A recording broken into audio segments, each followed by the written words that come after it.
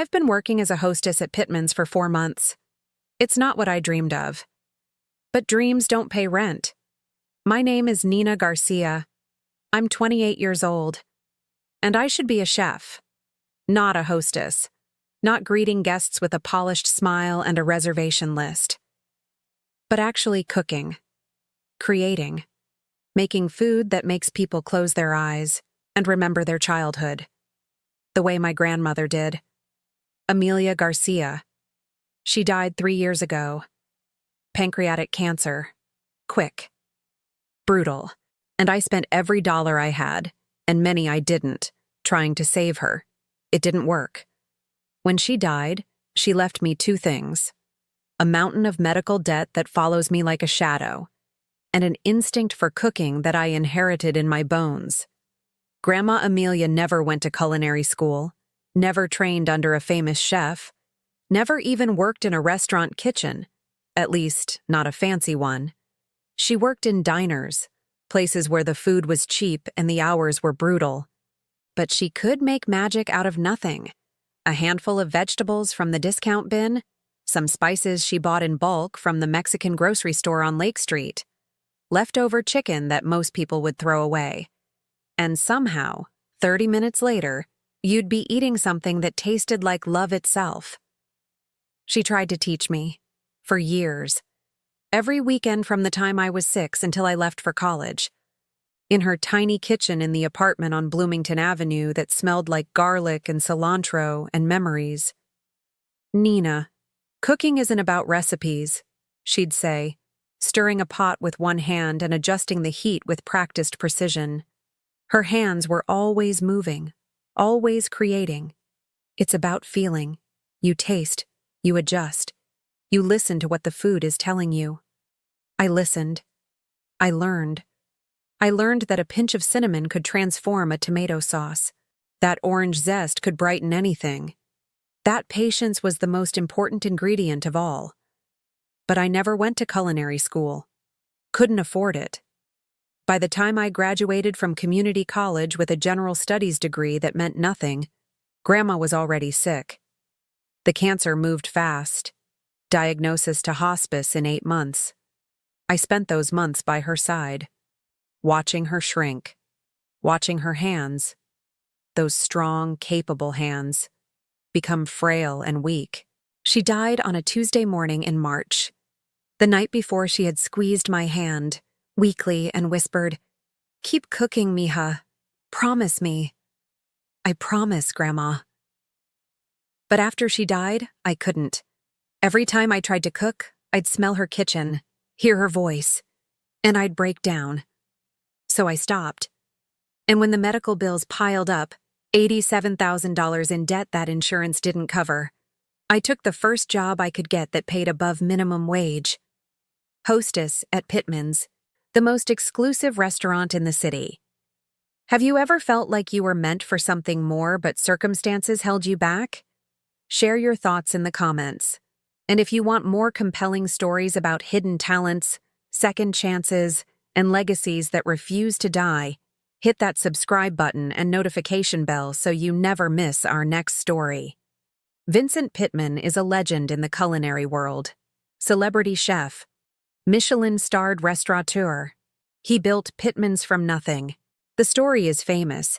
He started as a line cook in a rundown diner at 19, worked his way up through various kitchens, saved every penny, opened his own place at 30 with money borrowed from friends and family. That first restaurant failed within a year. The second one barely survived 2 years. But the third, Pittman's, exploded. Michelin star within 18 months, 2 stars by year 3. And now, at 52, he's on magazine covers, TV shows. His cookbook sold 500,000 copies. He's worth an estimated $400 million. To him, I'm just another hostess. There are 3 of us who rotate shifts. We're interchangeable, replaceable. Part of the ambiance, like the fresh flowers on every table or the candlelight that makes everyone look softer, younger, more beautiful than they really are. Which is fine. I don't need his attention. I need the paycheck. $18 an hour plus a cut of tips that comes out to about $32 an hour on good nights. It's the most I've ever made.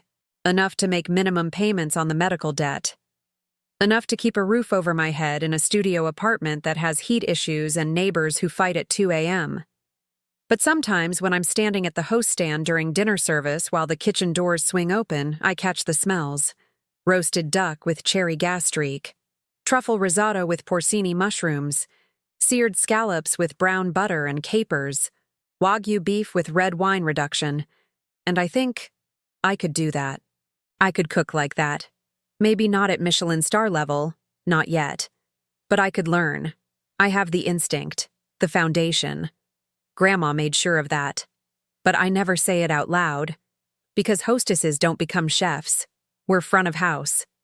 The kitchen is a different world. A world of culinary school graduates and stage programs in France and people who've been cooking professionally since they were 16. I'm 28. I have no formal training, no connections, no way in. So I smile. I seat guests. I answer the phone with the same cheerful greeting I've said 10,000 times. Thank you for calling Pittman's. This is Nina speaking. How may I assist you? And I try not to think about Grandma's kitchen, about what I could have been if circumstances had been different. It was a Tuesday evening in late October when everything changed. The restaurant was fully booked, as usual. Tuesday through Saturday were slammed. Sundays and Mondays were closed. Vincent's rule. Even great restaurants need to rest, he says. The usual crowd filled the dining room.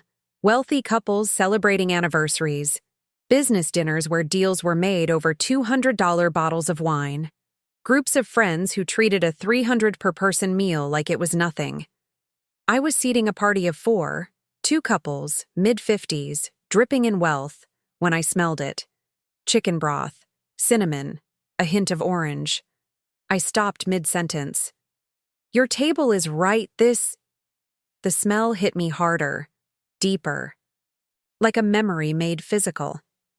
The woman I was speaking to looked at me with concern. Is everything all right? Yes, sorry, right this way.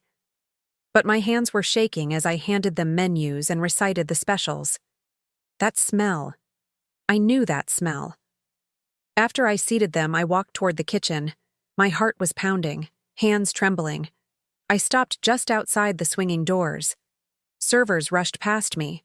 Line cooks shouted orders in kitchen Spanish, the usual chaos of dinner service. But the smell was stronger here. Chicken soup, rich, golden, with that specific combination of spices that I'd never encountered anywhere except Grandma's kitchen. Caldo dorado, Grandma Amelia's caldo dorado. My throat tightened. My eyes stung. It was impossible. Grandma never wrote down that recipe. She'd tried once when I was in high school. I'd asked her to dictate it to me so I could make it myself someday. Mija, I don't know the measurements, she'd said, laughing. A little bit of this, a pinch of that. You have to feel it. But Grandma, what if I forget? She'd tapped my chest, right over my heart. You won't forget. It's in here, in your blood. When you need it, you'll remember. And she'd been right. I did remember.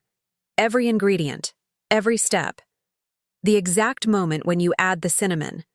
Not at the beginning, but halfway through, after the broth has reduced slightly.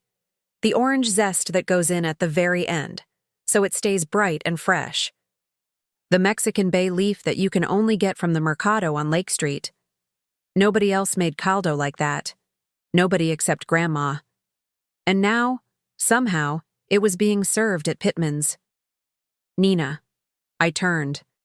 Vincent was standing there, watching me with those sharp gray eyes that missed nothing. He was in his chef's whites, sleeves rolled up. A small stain, probably tomato sauce, on his apron. His hair, silver now, was slightly disheveled from the heat of the kitchen. Are you all right? What's that smell? New item. We're testing it this week. Heritage comfort food. We're moving beyond just high-end molecular gastronomy, bringing in dishes with soul. Why? What's the dish called? Golden chicken broth. Caldo dorado. Simple, rustic, but elevated. Why are you asking? My stomach dropped. Can I see it? Vincent raised an eyebrow. You want to see a bowl of soup? Please. He studied me for a moment. His expression was hard to read. Vincent was always hard to read. Controlled, precise. Every movement deliberate, every word calculated. But something in my voice must have reached him. All right, come. The kitchen was controlled chaos. Servers shouted orders. Line cooks moved with the synchronized precision of a ballet company. The head chef, Dominic, a French-trained veteran with arms covered in burn scars, barked corrections in rapid-fire French and English. Vincent led me to the pass, where finished dishes waited for servers to pick up. A bowl sat there. Wide, shallow, ceramic, golden broth, crystal clear, shredded chicken breast, thin slices of carrot, perfectly uniform, fresh cilantro on top, a wedge of lime on the side. It looked simple, rustic, not at all like the usual Pittman's fare, which involved foams and gels and ingredients flown in from Japan. But I knew this dish. Can I taste it? Vincent looked surprised. Hostesses don't usually, please. Something in my voice, desperation maybe, made him nod. Dominic, spoon. The head chef handed me a clean spoon without question, though his expression was curious. I dipped the spoon into the broth, brought it to my lips. The first taste hit me like a physical blow. Cinnamon. Just a whisper. Not overpowering. Balanced perfectly with the chicken stock. Orange zest. Bright. Fresh. Garlic that had been roasted first, then added to the broth. A depth of flavor that came from simmering the bones for hours, not in a pressure cooker, but low and slow, the way Grandma always did it. And something else. Something most people would miss. A bay leaf. But not a regular bay leaf. Mexican bay leaf. Harder to find. Slightly different flavor. More herbal, less sharp. Exactly the way Grandma made it. My vision blurred. The kitchen sounds faded. For a moment, I was 8 years old again, sitting at Grandma's tiny formica table while she set a bowl in front of me. Eat, mija. This will make you feel better. I had the flu, fever, chills. But that soup, that exact soup, had made everything feel bearable. I set the spoon down. My hands were trembling so badly I almost dropped it. Sir, that's my grandmother's recipe. The kitchen went quiet. Just for a second. Servers paused. A line cook looked up from his station. Vincent's expression didn't change. Excuse me? That caldo. It's my grandmother's. Amelia Garcia. She never wrote it down. She never shared it with anyone except me. So how do you know it? Vincent's face went carefully blank. The same blank expression he used when a dish came back because a guest claimed it was oversalted, or when a critic wrote a lukewarm review. Controlled. Revealing nothing. It's a traditional recipe. Chicken soup is hardly unique. Not like this. My voice was rising. I didn't care. That's not traditional. That's specific. That's hers. Nina. She made this for me my entire life. When I was sick, when I was sad, when I needed to feel loved. I know every ingredient, every step, the exact moment when you add the orange zest, at the very end, so it doesn't lose its brightness.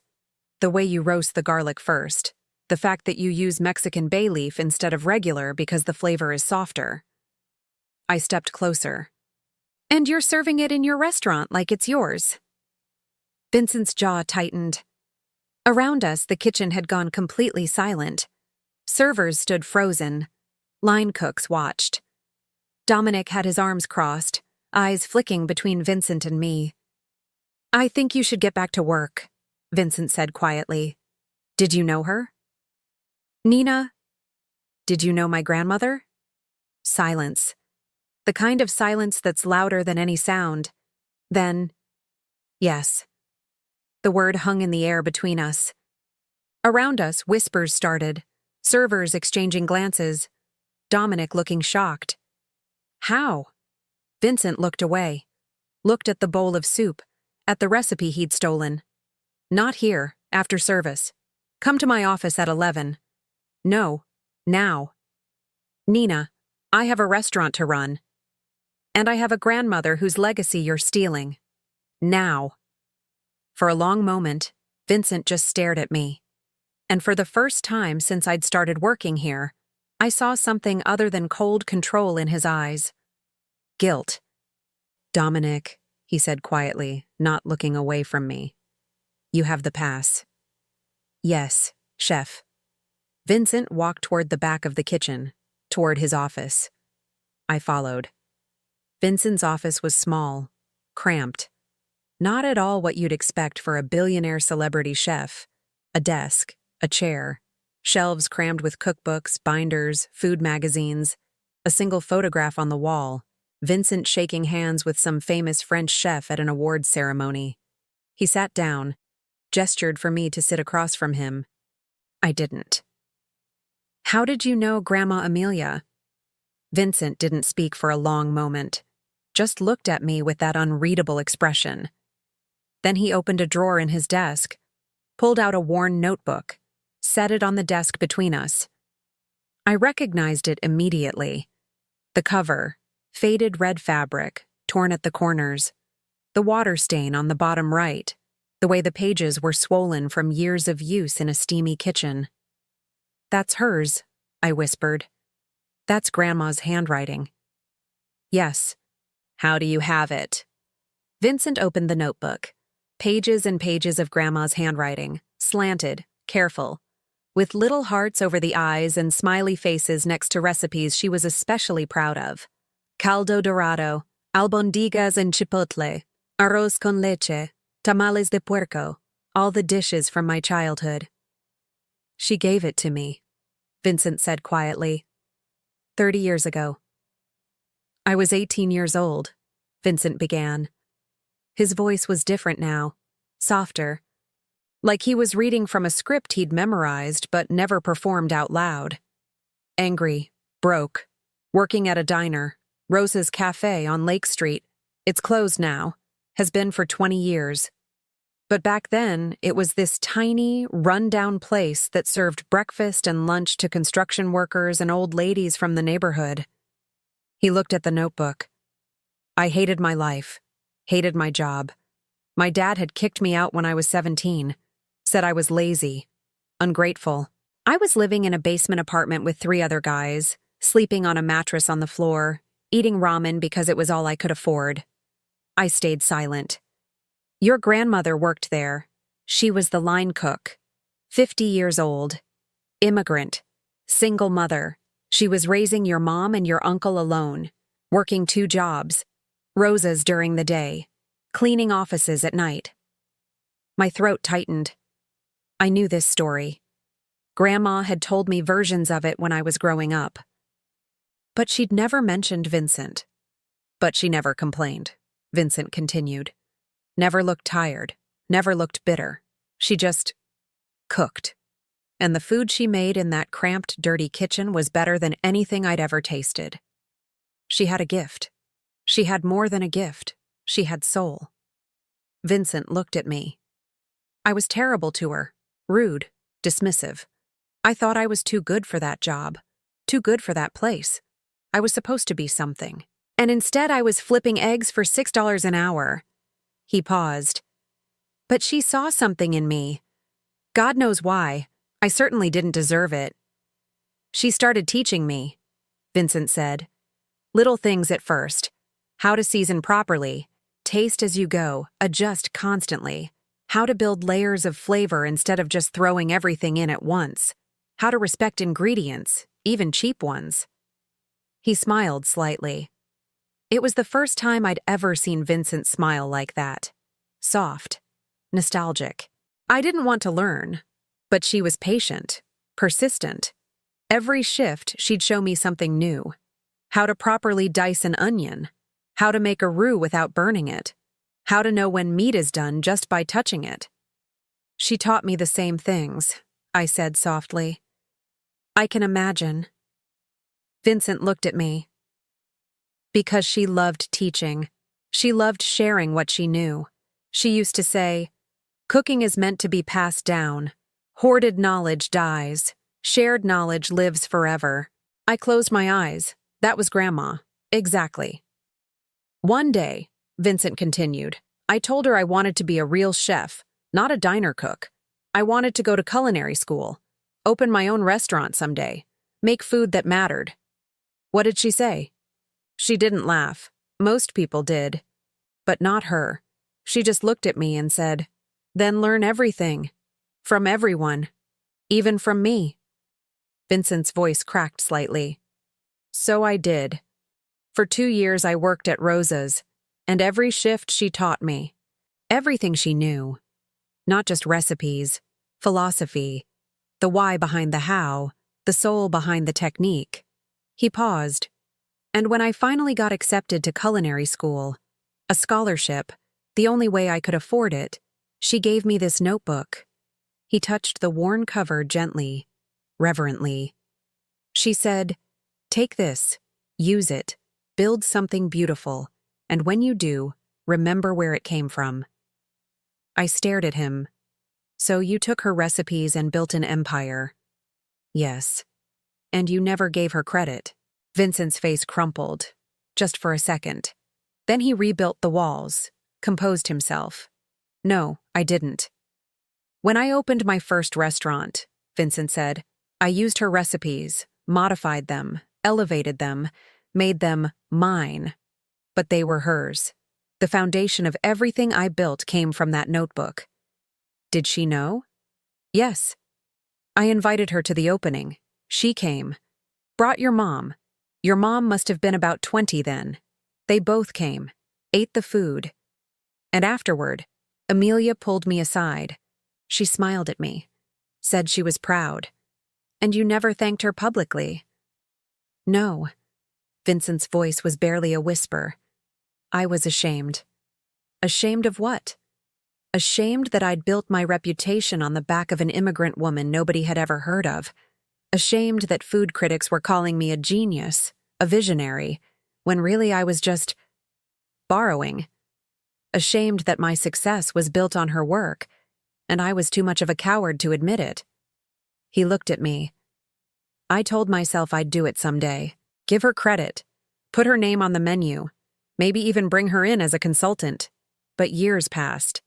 My career exploded, and the longer I waited, the harder it became.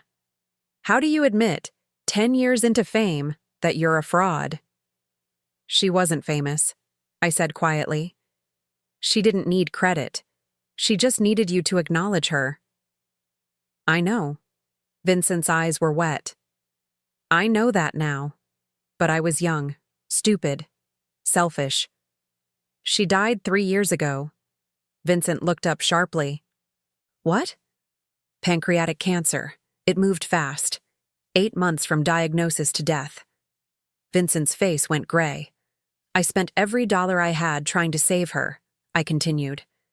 My voice was shaking now, anger rising. Sold everything. Took out loans I'll never pay off. $87,000 in medical debt that follows me everywhere. And you used her recipes to become a millionaire.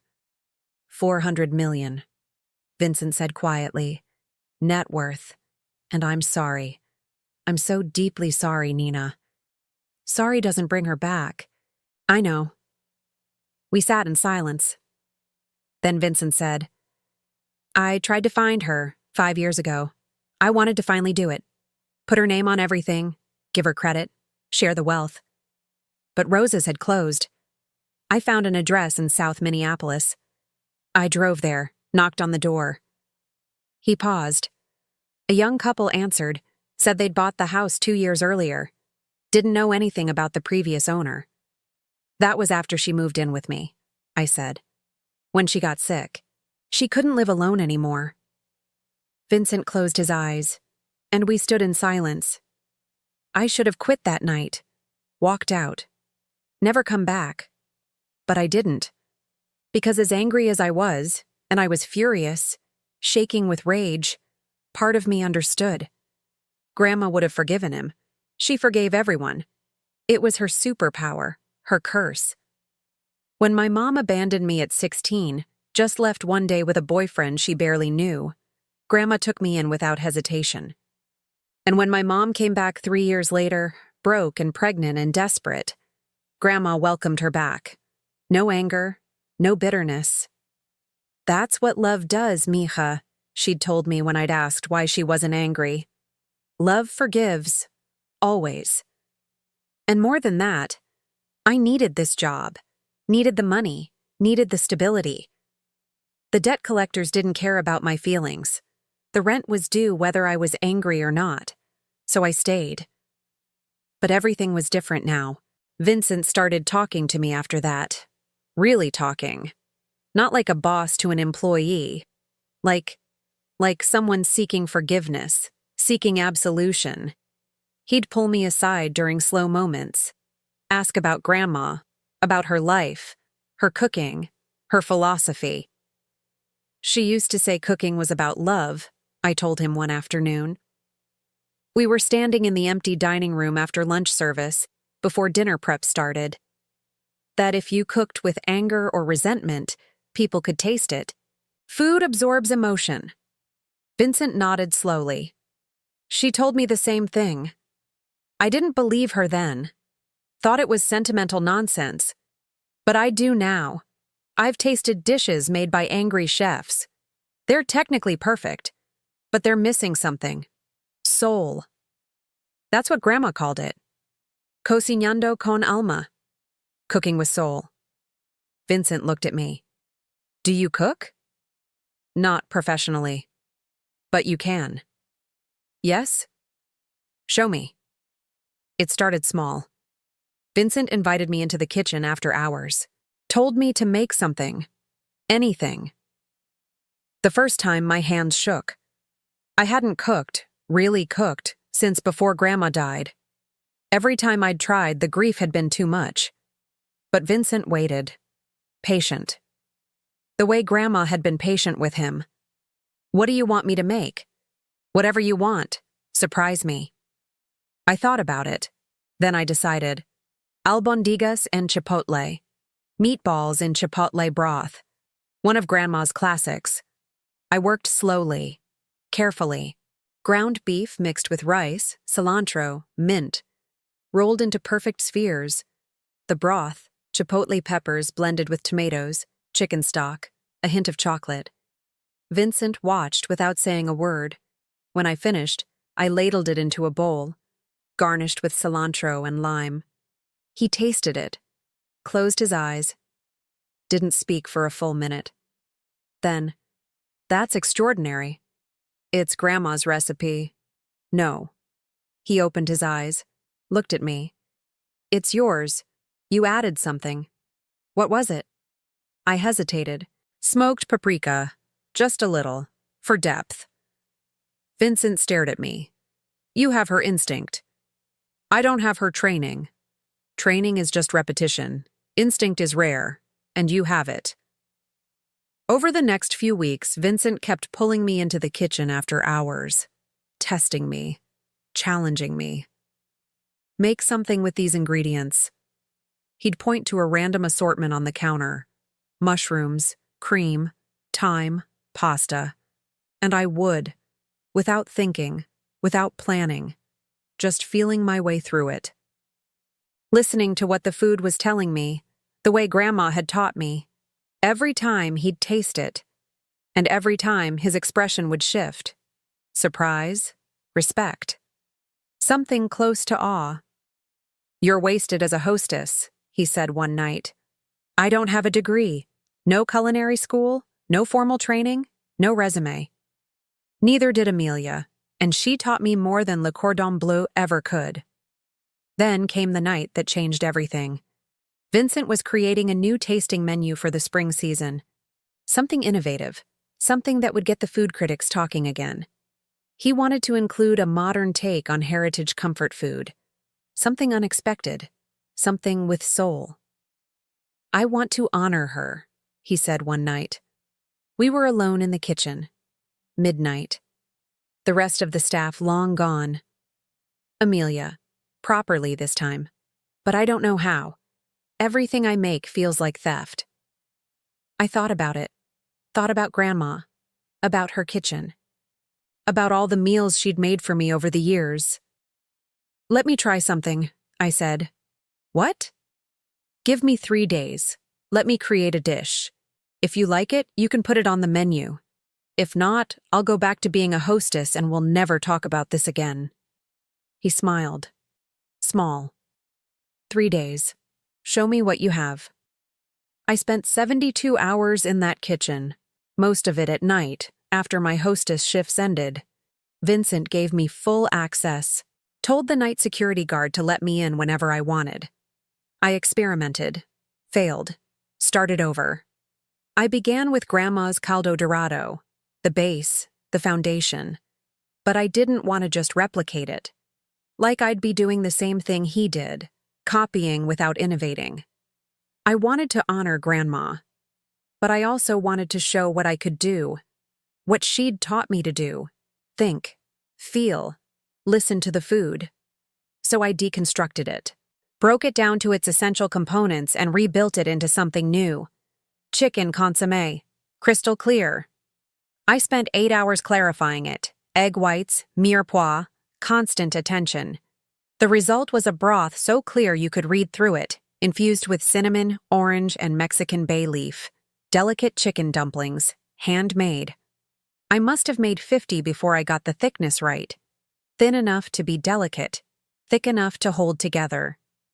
Filled with shredded chicken breast, mint, and cilantro. Crispy chicken skin on top, for texture. Fried until golden and shattered. Microgreens. Edible flowers. A drizzle of chili oil for heat. And at the center of the bowl, the crowning touch. A single orange supreme. Bright. Vibrant. The essence of Grandma's addition to the recipe. It looked like art. Like something from a magazine spread. Like something that belonged at Pittman's. But it tasted like home. When Vincent tasted it, he didn't speak for a full minute. Just sat there at the counter in the empty kitchen, spoon in hand, eyes closed. I watched him, nervous, terrified. This dish was everything: my grief, my love, my talent, all in one bowl. Then he opened his eyes. They were wet. "This is perfect." My breath caught. "Really?" "It's not just perfect. It's beyond." He looked at me. "You took Amelia's foundation and built something completely new. Something that honors her but is entirely yours. You didn't copy. You innovated." He set the spoon down, looked at me with an expression I'd never seen on his face before. Wonder. "You have a gift, a real gift, the kind of instinct that can't be taught." I didn't know what to say. "This is going on the menu," Vincent said, "as the signature item for the spring tasting menu, and you're going to be credited, not me, you. And there's something else I need to talk to you about." A week later, Vincent called me into his office during the slow period between lunch and dinner service. "Sit." I sat. He looked nervous. Vincent Pittman, celebrity chef, millionaire, Michelin-starred legend, looked nervous. "I've been thinking about what you said, about Amelia, about how I built everything on her foundation and never acknowledged it." "Vincent." "Let me finish." He took a breath. "I'm renaming the restaurant." I stared at him. "What?" "It's going to be called Amelia's. In honor of your grandmother, full rebrand, new menus, new signage, everything." My throat tightened. "You can't do that. This place is your legacy. My legacy is built on her work. It's time I acknowledge that publicly." He paused. "And there's something else." He slid a folder across the desk. "What's this?" "Partnership papers. I want to offer you 15% ownership of Amelia's." I couldn't breathe. "What?" I know 15% doesn't sound like much, but building a restaurant takes more than good food. It takes management, marketing, operations, financial planning, things you'll learn over time. but 15% of this restaurant is worth approximately $12 million. I felt dizzy. $12 million? It's what you're owed. What Amelia was owed. I can't bring her back. I can't give her what she deserved, but I can give it to you. Vincent, I can't accept. Yes, you can. And you will, because you earned it. Your dish is going on the menu. You're going to train as a chef. Properly. I'll cover the costs of culinary school. You'll work under Dominic. And in 3 years, you'll be running your own kitchen. Tears streamed down my face. Why are you doing this? Because your grandmother gave me everything. She saw potential in an angry kid who didn't deserve her kindness, and she changed my life. His voice cracked.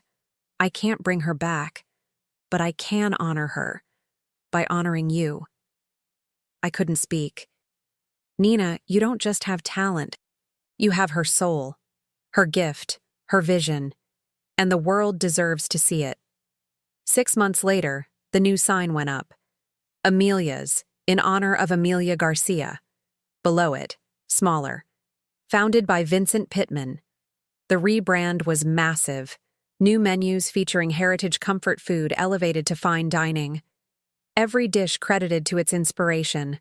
Amelia's recipes, reimagined with respect and innovation.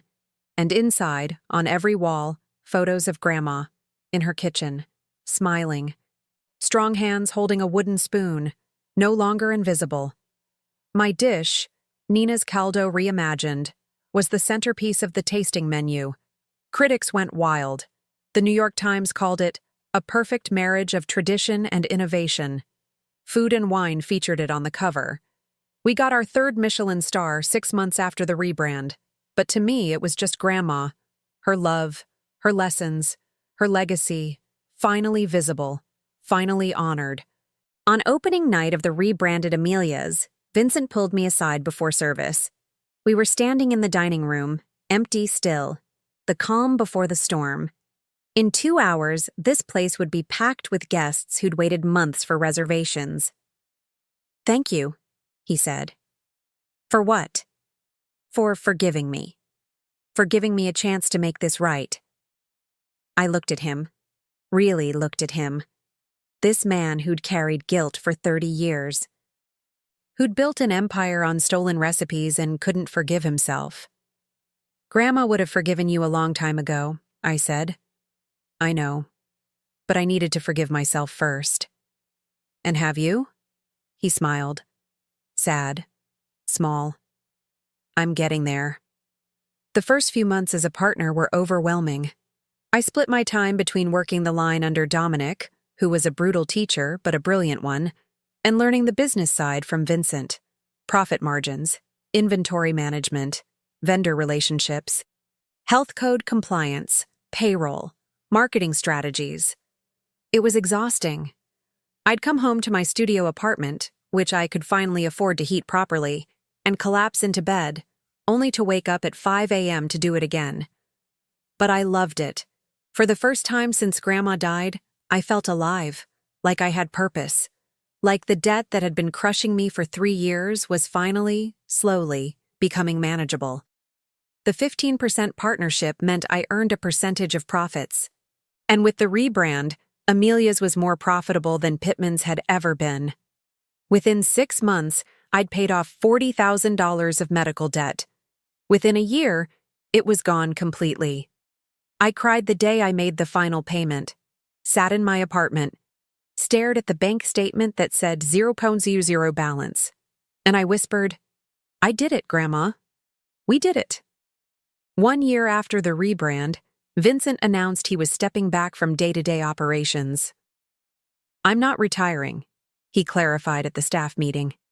But I'm 60 now, and I've spent 45 years in kitchens.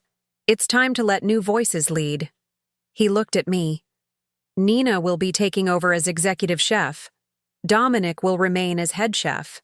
But the vision, the menu, the direction of Amelia's, that's Nina's now. The staff applauded. Some looked skeptical. I was only 29, younger than most of the line cooks. But Dominic nodded his approval, and that was what mattered. After the meeting, Vincent pulled me aside. "Are you ready?" "No," I said honestly. "But I don't think anyone ever is." "Good answer." He smiled. "Amelia would be proud. You know that, right?" "I hope so. I know so." That night, after service, I stood alone in the dining room. The walls were covered with photos of Grandma, young, old, smiling in her tiny kitchen on Bloomington Avenue, the kitchen where she'd taught me everything. I thought about her hands, strong, worn, always moving, always creating, and I looked at my own hands, scarred now from a year of working the line, burns from hot pans, cuts from sharp knives, the calluses that every chef earns, the same hands, the same instinct, building on her foundation, creating something new. She'd spent her life in the shadows, cooking in diners nobody remembered, cleaning offices at night, working 2 jobs to raise her kids alone, unrecognized, invisible, but not anymore. Her name was on the sign. Her face was on the walls. Her recipes were served to people who paid $400 for a tasting menu and left talking about the soul in the food. And I, her granddaughter, the girl she'd raised, the one she'd taught everything, was carrying on her legacy. Not by copying her, by honoring her, by taking what she'd given me and building something new, something that was hers and mine. Together,